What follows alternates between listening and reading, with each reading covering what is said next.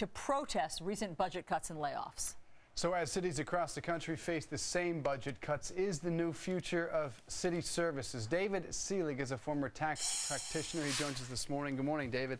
Hello. So again, just to remind folks, what happened here is the sanitation workers sabotaged this because of some of the cuts, some of the budget cuts that Mayor Bloomberg had to make, whether that be demotions, whether that be cutting jobs. Is this soon to be spreading to other cities around the country? We know governments are hard hit around the country, whether it's New Jersey, whether it's California. Is a similar situation going to spread? Well, let's hope not. And if these allegations are true, these assertions, I want to tell you there was some terrible unintended consequences here. That snow that was not removed, those shovel-ready jobs, if you would, caused so much additional expenses. For instance, those small businesses that could not open or their traffic couldn't go in, they didn't collect enough sales tax that they normally would. They didn't make the money that they normally would. These small businesses are just squeaking by. A one-day loss in sales could mean the difference between profit and failure. Additionally, now they won't be paying income tax to New York City.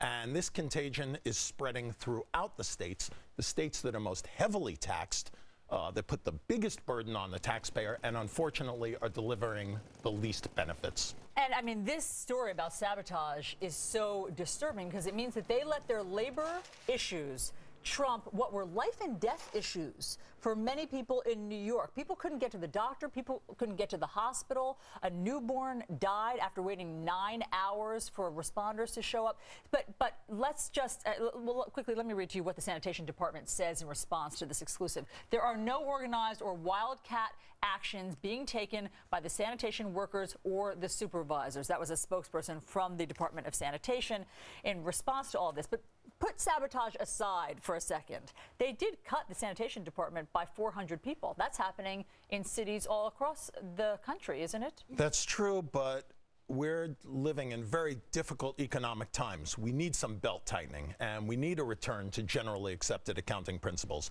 And we can't let a few bad actors jeopardize our health, our well-being, and our financial security. It's outrageous. How do we prevent similar situations? Again, I mentioned California. They are struck in massive budget woes. And look at right now, they're facing extreme weather issues right now, an emergency themselves.